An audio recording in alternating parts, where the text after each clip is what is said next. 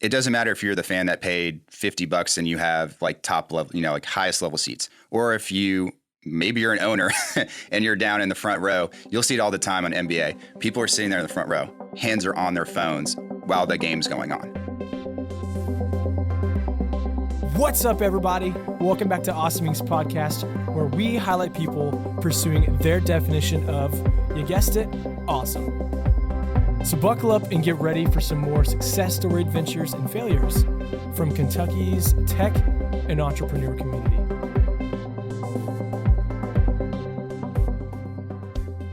Hey y'all, welcome back to Awesoming's podcast. Thanks so much for taking your time out to listen to this episode. Per usual, I always say this, I'm excited to sit down and hear another cool startup story with some friends here in Lexington. Go back with one of my old personal trainers from Proof Fitness a couple years ago, James, and then his counterpart, Brittany. We're going to be talking about a lot of sports today. So before we dive in, Rave On is another company in the Awesome Inc. Fellowship Program this year, 2021.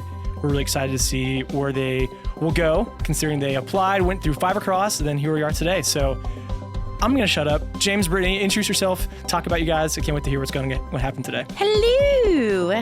Hi, I'm Brittany.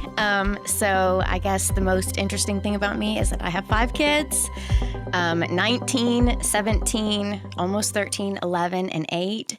So I'm super busy. I also work for Rave On Sports. I'm the vice president and co-founder of that. So I am extremely busy. James Clark, president, co-founder of Rave On Sports, Lexington born, native, been here almost all my life. That's how me and Garrett met. Yeah, like you said, worked at Proof, got started with this. Been interested in sports all my life. As far as interesting things about me, I've hiked the Tetons, I like going out and doing stuff. I don't know what else. No, that's great. That's great. So first question is going to be a very easy softball question. We're talking about sports. What are both of y'all's sports backgrounds? Any collegiate play? I was a high school athlete and then, peaked when I was 17. What about you guys? I got a little bit farther than 17. So I actually was a swimmer at UK, walk on for a hair of time. Got out of that my sophomore year. Walk on wasn't scholarship, lots of time commitment, school got to take precedent, but I had a great time doing it. Learned a lot, lots of training. You get to learn how far you can physically push yourself. But that was kind of my intro into sports. From that, I got into the personal training side of it, kinesiology undergrad, got into the physical side, went back for my master's, for sports operations management. And then COVID hit, and then started talking with Brittany and some other people. And that's how we started forming up this company. Sweet. Brittany, what about you? Any collegiate play for yourself? So I know it's hard to tell. You can't see it by this podcast, but I'm 5 feet tall. So definitely no collegiate play. And if you've ever seen me walk, I can barely do that. So definitely not coordinated in that way. So maybe like those who can't do love, which is definitely it. I kind of married into the life. My husband is a super fan. And my mom told me that if I didn't start liking sports, that we would have nothing to talk about. She was right. So I just really got into it. I am crazy about sports now. I'm a marketer by trade, so not necessarily in the sports industry, but I've been a super fan for a really long time, so it was a perfect fit for me to get to work on this project. I love it. That's awesome. James, this is kind of off the cuff. So swimming, how difficult was it to be a college swimmer? It's not easy. Well, you are training constantly. It is a lot of it's completely physical. People think, because you're in the water, it's fun. Everybody does it, during the summers and stuff. That's not how swimming, once you get up to that level, works. You're talking about weights 3 times a week for an hour and a half. After that, you're going to the pool for 45 minutes. Then you're coming back again that same day for hour and a half, 2-hour practices. Saturdays, you're doing 6-mile practices, stuff like that, trying to do training. You're doing cross training, running, ab work, hypoxic drills, so you learn how to hold your breath a long time and have your heart rate at 180. It's not easy. That sounds like a nightmare. Yeah, just so the biggest thing for me, like when I tell people, is like, go try to run a mile. Okay. Hold your breath for 20 seconds, breathe for 5 seconds, and do it for an entire mile. That's what training in swimming can be like. That sounds like hell. Yeah. Yeah, I have a cousin who raced against Michael Phelps up for Ohio State. He's a freak athlete. Wow. And then shout out Lincoln. And then my friend of mine, Preston, Ohio, he's 19 and he was training for Olympics, but gave it up. It's just intense. So I've never been a swimmer. I will say, I was swimming years ago. The mindset has changed for the better. It's a lot more weights, power motions, that type of thing. You're not in the pool unless you're doing distance swimming. If you're doing the 100s, 200s, 50, the relays, it's a lot more intensive training, doing sprint work. You're not doing the 2.5 hour practices in the pool. You're saving your shoulders finally. So the training methods and that mindset on the coaching side has definitely improved, in my opinion. Yeah. So cool. So you guys give me a little bit of your sports background. Brittany, I'm not surprised to hear that you were a collegiate athlete. Yeah. Just kidding. So tell me, what Big time is basketball player? Big time, yeah. Standing 5 foot tall. Yeah, 5 foot tall. What is Best point guard Rave ever. On? I'm guessing that we're going to dive into what your software is, but yeah, what is Rave On? So Rave On Sports, it's a fan-driven sports platform. All we cover is sports. That's it. Right? That's it. Okay. So we got we're going to end up with 4 leagues in there. NCAA men's basketball, which is about to start. That was our flagship. We've been covering it for about 2 years. NFL is going on right now. We have that covered. We're working on having NCAA football up and running here in the next couple weeks. Most of that has been selfish on us, right? UK football is one of the best years ever. We're from here. We're from Lexington. We're big fans. We were like, we got to get the build done and push it out before this season's over, because more for us as fans, like we want to be on there and using it too. And then NBA's on there. So we got the big 4, right? Really the entire reason behind it was sports fans need a place to actually get together, talk about stuff, which isn't pressed by league incentives. So like if you go on other apps or anywhere else, you're getting a lot of advertising material and stuff like that that's from the league. Fans don't really care about it. Not too much. Like, I don't care how many pairs of shoes a player has, stuff like that, or what the announcers on NFL Sunday are like wearing, what suits they have. I just don't care. Like, I care about the teams, the players, the league. That's it. And like what's going on. So we wanted to give them a place to talk about that and to engage with each other. And that's the pitch. What is the problem you two have acknowledged that the sports world has, like that you found related to fan engagement? Because that's what Rave On ultimately is focusing on. So what we found is that there are teams out there that have a gigantic fan base, but there is no place for those teams.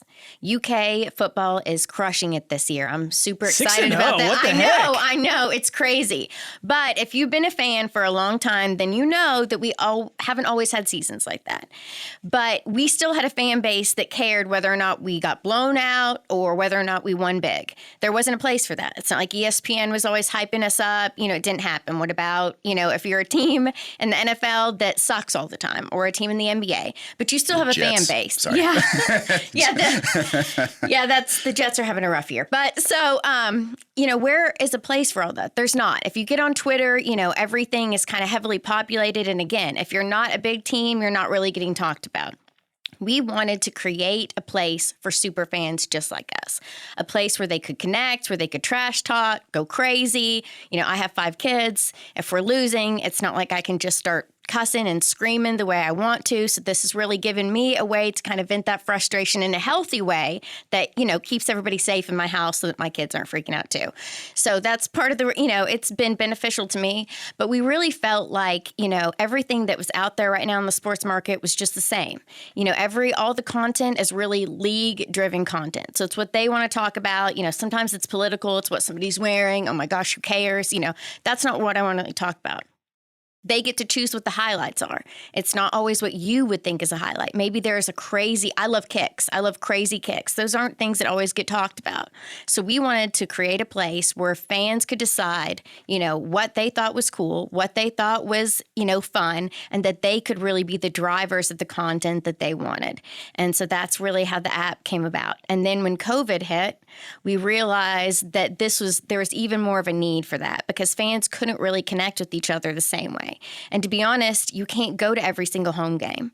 So the app is really good to keep fans connected. So we are building a sports platform that is a fan-driven sports platform. Boom, there we go. So yeah, there you go. That's pretty much the synopsis of it. Yeah, like we said, UK football's been crazy this year. We're hoping to have NCAA football up by the Tennessee game. But yeah, fun fact on that one, if anybody's been paying attention, yeah, we're 6-0. First time we have a better record than Alabama since 2007 when Nick Saban took over. That was his first year. That's always been fun. That's a fun little fact there. But yeah, to her point, most of the highlights that you see, it's either going to be scoring touchdowns, stuff like that. It's really whatever the league and ESPN decide what a highlight is, right? Last night's game, perfect example. Eagles, Tampa Bay. One of the best plays of the game, probably never made a highlight reel. It was Sammy Watkins' catch into the end zone. So he goes up, Randy Moss-style catch, double coverage, reaches over the back, catches it, only gets 1 foot in. So it's not a touchdown. I don't think that play ever made a highlight reel anywhere, but it was probably one of the best catches of the game by far. So that was, we really wanted to give fans a voice and like let them actually be able to vote on plays. That was one of our first features that we came out with. And so we have like a play-by-play in there, just like you have ESPN, but it segments it out, describes all the plays in detail, color codes it for the players for the team so everyone knows who's on what team. You can vote on it. Good, bad. You hate the call. You hate the penalty. You think it was dumb. Coach review. Taunting. Are you tired of the taunting flags? Taunting has been a big thing. But yeah, you can like the best plays or you can hate the calls. And you can comment on the individual play. So you can go and say, that was the greatest catch I've ever seen in my life. I don't understand why it's taunting just to celebrate in front of somebody, right? Yeah. And, stuff like that. You can start those conversations around individual plays. So that was our first feature in how we came up with stuff. We started with NCAA basketball, built that out. Unfortunately, when we started up the company, yes, COVID was still going on. We had all of our marketing and everything set for March Madness.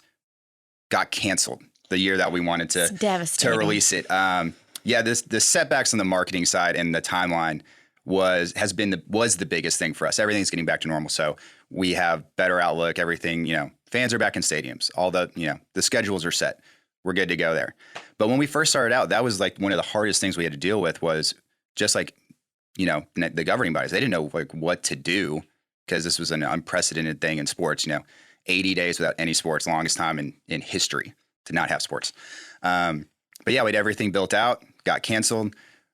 We kind of sat around for a bit. Thankfully, the NBA came out and they said, we're going to do the bubble. We're going to, $20 million, stick it in there. And we're going to have our league. We're going to have playoffs. So then we started building out the NBA. Similar structure in the app, votes, everything like that.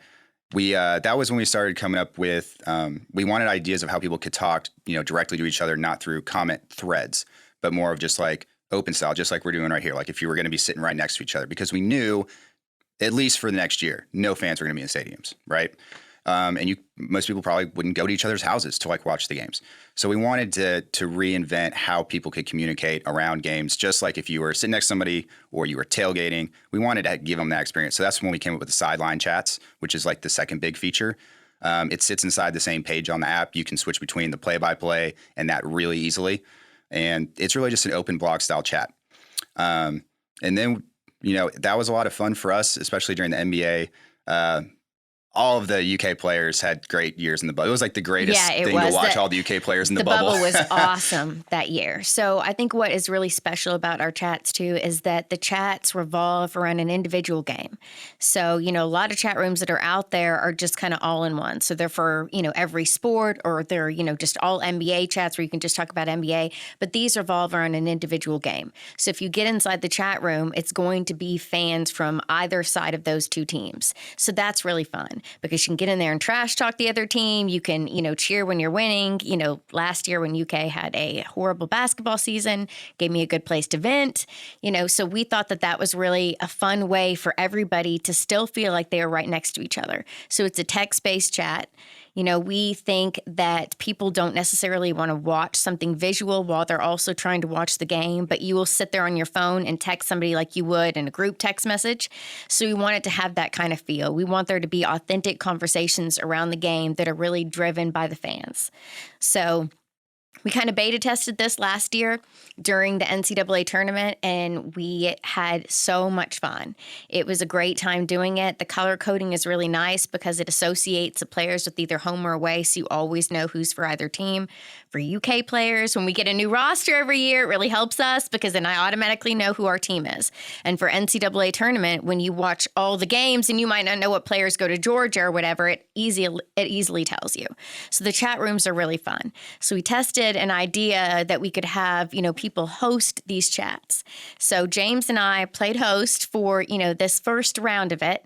They were a lot of fun, but we also found out that we weren't influencers, and so that we weren't going to be able to drive traffic to the app just based on people coming to listen to us talk. So we kind of rethought about this. We knew that it was still a good idea. So our next idea was hosted chats. So for the NFL, we have started this where we have found these amazing podcasters and sports influencers who are super fans for their team. And we have found some really great hosts for these chats. So inside these sideline chats, we call them these battle chats, and we have a host for each team. So last night when the Bucks played the Eagles, we had a fantastic chat. We had 2 great hosts in there. So they kind of just drive the conversation. They answer questions. They're dropping their sports knowledge. They're usually really funny. It's a really great way to kind of connect with people if you love podcasts, which I really do. It's a good way to find some new sports podcasts from people that you might not know. And it really kind of keeps people engaged during the game. So whether or not you're in the stands or you can't be there, it's a really great way for you to be able to have a conversation with other people that care about the same thing that you do. Mm-hmm. So you guys are telling me all about the different features, the chat rooms, voting on calls, the taunting. Good Lord. So what have you guys realized with smartphones being around, the last, 20, like 15, 20 years, whatever the actual start date was? How have they influenced watching sports as a fan, sports media? And again, why is Rave On choosing to utilize what most people might deem as a distraction from being engaged? Right. So, basically, smartphones have turned into that secondary mobile screen, right? Anything that you can get on your TV, you can now get on your phone. So if people are in the stands, whatever else is going on, unless the game is like absolutely the most captivating thing going on, they're going to be on their phones, taking pictures, posting on Instagram. Some people are checking emails. Whatever else it's going to be, getting on Twitter, they're checking other media even around the thing that they're there to watch at some points. Maybe it's halftime, maybe it's timeouts, maybe it's you're getting blown out by 21 points and you're a little bit bored. And you're kind of checked out of the game. Yeah, and you're kind of checked out of the game. But you see it everywhere. I mean, it doesn't matter if you're the fan that paid $50 and you have like top level, like highest level seats, or if maybe you're an owner and you're down in the front row. You'll see it all the time on NBA. People are sitting there in the front row, hands are on their phones while the game's going on, right? For like whatever that reason's going to be. So that second screen phenomenon is our way of creating something that's engaging to them, even around the game that they're watching if they're there at home. That's the idea behind why we're pushing into the mobile spot for that. Super cool. So I am going to admit that I am not engaged in fantasy football and a lot of the cool sports hype, the league and all that. It's just not my forte. What does competition look like for Rave On? From maybe sports content you get on your phones or maybe different outlets? Actually, I'm going to let Brittany I've talked a little bit too much. I want Brittany to do this one. Okay. So everybody can tell you that knows me, I downloaded every single sports app when we started doing this and just saw what everything was out there. There's not really anything that's super engaging. If you get on there for fantasy, you're changing your lineup around, you're kind of checking things and you're jumping right off. You're not staying on there for hours at a time. The same way if you're reading something about a team, you're getting on there, you're kind of reading it. I mean, you're not going to stay on there for 5 hours at a time. So nothing was really super engaging. It was nothing that I would have used, I don't play fantasy sports either, and I don't bet. So those aren't my kind of sports apps. I want to be able to talk to people. I want to be able to cheer on my team. So there wasn't really anything out there for me. So that's really what we thought about right now. So there are other sports apps. There are ones that do fantasy betting. There are ones that do video chat kind of battling, but there is nothing that is really revolved around in-game engagement. There's nothing that is just hyper-focused on that one time during the live game other than betting apps, which, again, you're not going to use very long. They're not really revolved around, fans talking about what's going on. And Twitter is not very nice for that. It's very clunky. If you get on there and you post a tweet, the problem with that is that there are all these people that are globbing on to these trending hashtags. And so they're posting a picture about something that's not about the Ravens and the Vikings game, but you're getting their nonsense picture because they're trying to get big and use those hashtags. So you can't really start a conversation that way. Facebook, you can think what you want about it, but people are getting crazy on there and they don't really engage in the same way.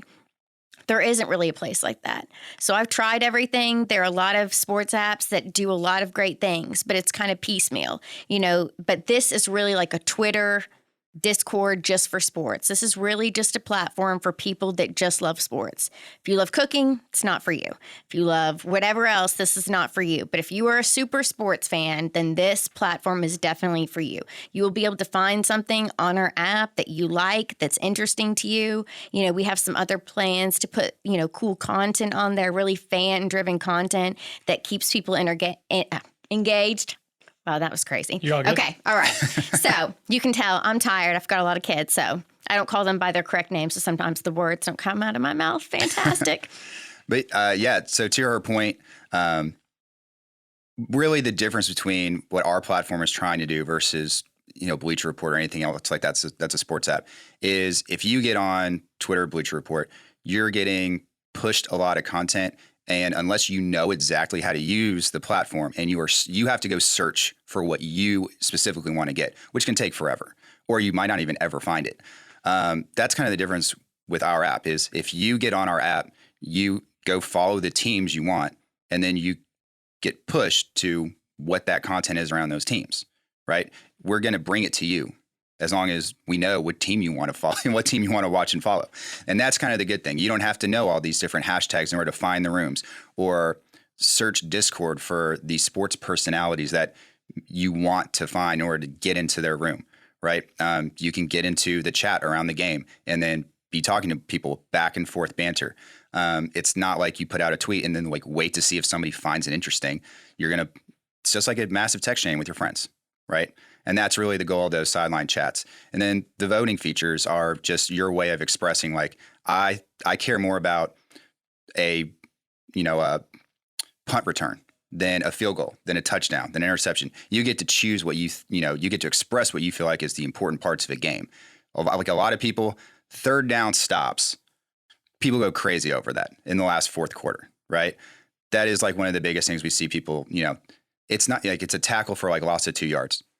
Doesn't look impressive on a play-by-play text, but it might be one of the most important plays of the game, and people will vote on that over, the first touchdown of the game or something like that. So that's really the important part for us. And what we love too is that as our user base grows and we get a lot of votes, what the algorithm will do on our app is it will tell them what the fan voted play of the week is and what the worst call is, but it'll be fan driven. So if everybody just hates this foul and they're so pissed about it, then that'll be the one and a lot of them are going to be taunting ones, I'm sure of that. So it's just a really good way to be able to interact with other people. And if you're commenting on one specific play, it's just a thread about that play.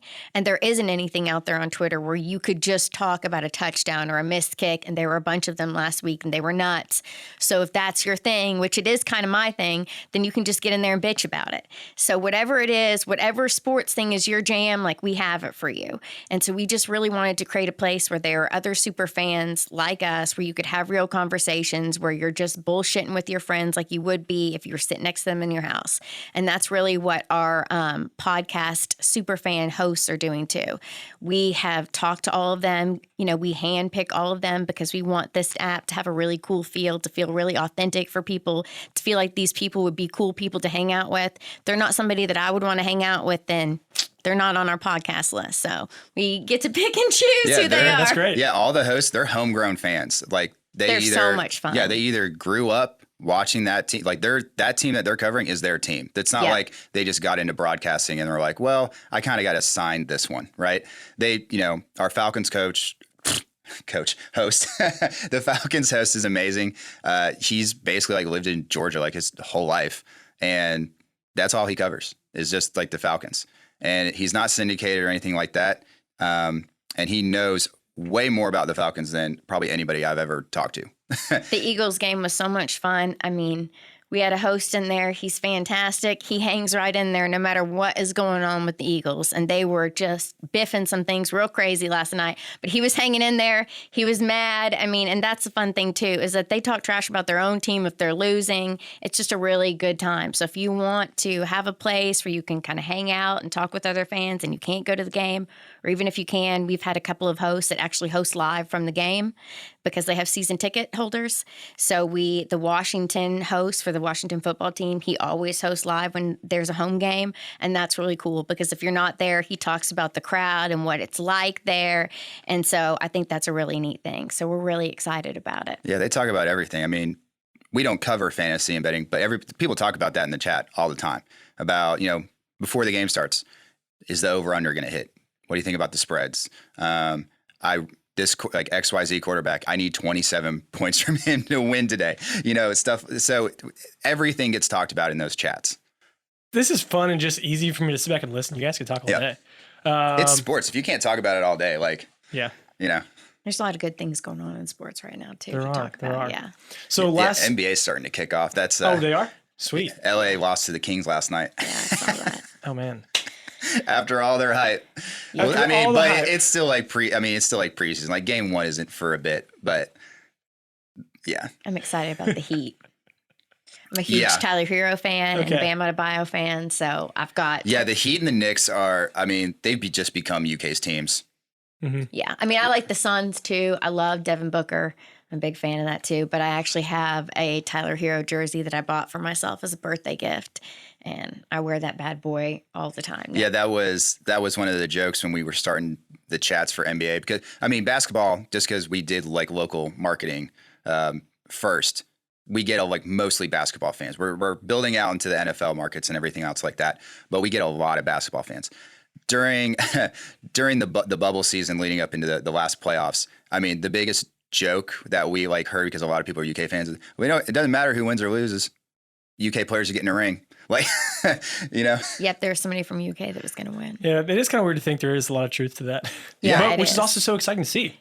One of my favorite things is now being in my mid-20s, looking back, and again, we're talking about Tyler Hero, Bam Adebayo, and some of these UK players that were in school when I was in college or right after when I graduated, they were there. You get to watch them progress. Where a lot of people like me, I love college football. That's my favorite sport. I'm a Buckeye fan. I got a lot of family in Ohio. Grew up watching it. Sorry if that upsets y'all. No, but you watch a lot of people for a season or two, and then you never hear from them again, or they don't do anything with their career. But it's cool for us as Kentucky fans. We get to watch really these kids because, at home you're yelling at an 18-year-old to make a basket, or you're yelling at a 20-year-old to make a tackle. But we get to watch them grow up, mature, and what they love, which I think is really, really cool.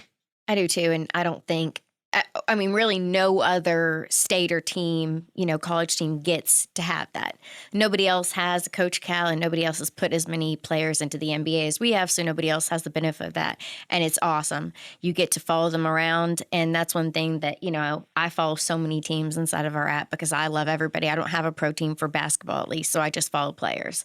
So, I'm super excited for how well that they're doing. Coach Cal does a really good job of getting them ready to play at that kind of next level. And I think that they also do a lot of good things for the state that they're in. You hear about all the charity work that they do and how, most of them are really good pillars of their community and try to do good things. And I think that's something that people don't always realize that he also does for them.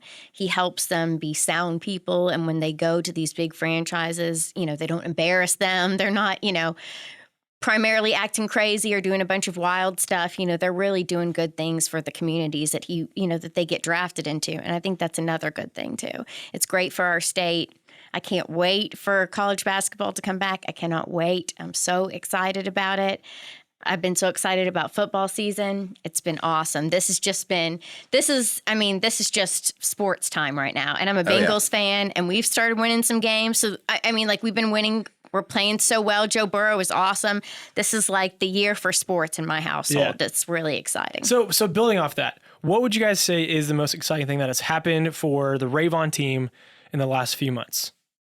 The last few months, so being a part of the fellowship has been a big plus for us. Having the resources and kind of the reach has been great for us on the communication side, building more relationships for the business and stuff like that. We're starting to see lots of trends in the marketing, having the hosts for the sideline chats and partnering with them and doing marketing. Most of them, we basically do hands off with them. We're like, we want you to come on and host.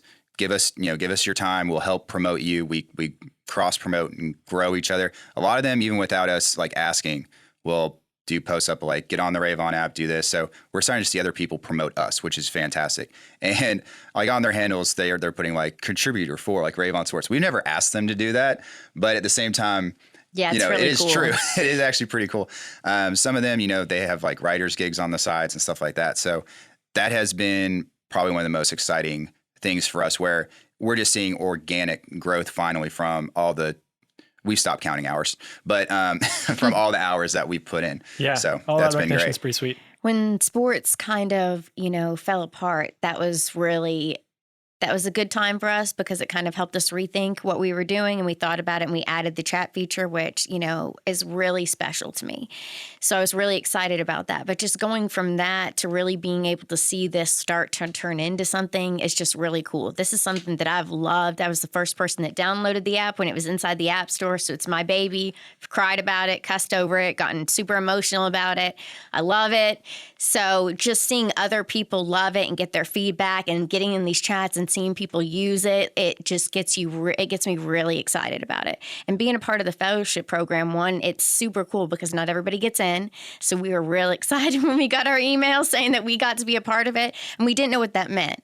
But getting here that first day where we got to meet all the other entrepreneurs, that community too, as a business owner, it's so exciting. And all of us, as business owners, feel blessed to be able to do the things that we do, but it's difficult. There's no paved road for you. Nobody's here telling you make this decision, don't make that one. And getting other people to kind of vent with, to kind of cry with, to kind of bat ideas around with, that community, everybody was awesome. Getting to hear everybody else's pitches and see what is new and cool coming out of Kentucky. There are some amazing entrepreneurs in this state, and Kentucky is really paving the way for some really cool projects. And I'm just super cool to be next to those people and get to see all that stuff. So that's been really awesome. But just getting to watch this kind of grow in this way, we were like, is this a good idea? We think this is a good idea. And then other people being like, yeah, we think this is really cool. It's just it's neat. I'm super excited about it. I'm glad to hear that. And one of the things that's funny is you'll hear people who have the craziest idea, and you're like, who would ever use this? But, it can be a success. Yeah. We'll use an example everyone always uses, Airbnb and Uber, those things. But then you guys aren't doing anything revolutionary in the sense it's never been done before, but you're just helping people connect in a way that they've never been able to. Yeah. And just cool to see how much traction, how much growth and excitement is in there. Mm-hmm. So you guys are a part of the fellowship. We have said that a few times. What is one thing or maybe a few things that you're looking to accomplish throughout the remainder of your time in the fellowship? The biggest thing for us is, yes, we have to do user growth. We have all the business connections, that type of thing. We want to, through the end of the fellowship, we want to build out the platform a little bit more. We're starting to do funding raises, that type of thing. So we want to be able to get Big Four in there. We want to build out soccer. It's one of the biggest growing sports on there. And on the funding side of it, that's primarily our goal for like the first quarter. Is we want to get in front of people, talk to them about the ideas, and start to get the monetary investment that we need to really push everything as fast as we want to, because it's sports. Like you got to try to work your way pretty quick, because there's always somebody on your heels trying to do something, And there are a lot of up and coming companies in Kentucky. And so just being a part of that, like kind of fast track for these businesses, that's what I'm really excited about. The networking, there are a lot of resources that Awesome Inc. gives to people in their fellowship. You've got to get in to know what they are, but they give you a lot of great resources and just support and just huge cheerleaders for these businesses, which is kind of how I am as a person in life. So I love that. And, when you're inside this building, everybody's in a good mood and everybody's just super excited about the things that they're working on. So that kind of electricity that you feel when you're working around creative, like-minded people is just really neat. And being in this space and getting to hear about everything that's happening and getting support when things aren't going well. And sometimes you're too close to your idea, and sometimes it's something so small and somebody's like, what if you did this? And you're like, oh my gosh, yes, why didn't I think of that? I need that. So just sometimes I'm too hard on myself. So people, getting other entrepreneurs that have been there makes you feel better. And then just getting ideas and having them help you think about things in a different way, because you're not always able to do that for yourself. And I love that. That's really how I kind of thrive in business, is kind of that, process with talking to a bunch of different people. That's cool. Caveat, is Lexington getting a football club? I heard that for recently. for like MLS style soccer. Football. Okay. Yeah. Yes, the football. Yes, they are. Pretty much that is like done deal. When they say professional soccer team, it is not MLS. It's not FC. So it's not in the same league as Cincinnati or Louisville. This, to my knowledge, I haven't deep dived into it. It's a pro level program. You can't see me. I'm doing air quotes. Yeah. But it's not on the same caliber of like Louisville FC, Cincinnati FC. It's not in that league. It's one step below it. But that's a start. It's a start, right? Yeah, and like that's cool. They're trying to figure out stadiums, that type of thing, how to do the funding.